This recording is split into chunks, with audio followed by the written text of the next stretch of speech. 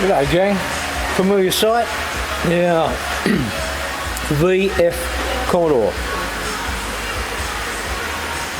It's quite simple. The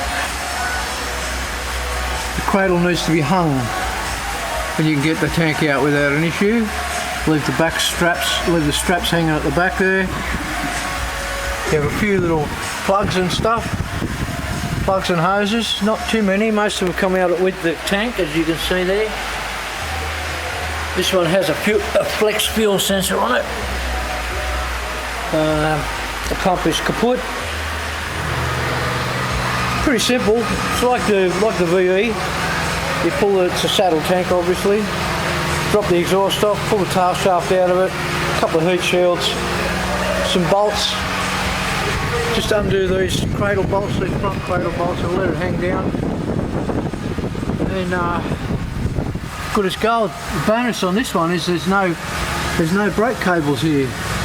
They go up through another mechanism and applied electronically. So yeah, pretty simple job really. Well, just leave it dangling there. There is this guy that's doing these. He pulls the whole cradle out, but we don't need to do that. We just hang him there. Yeah, pretty easy.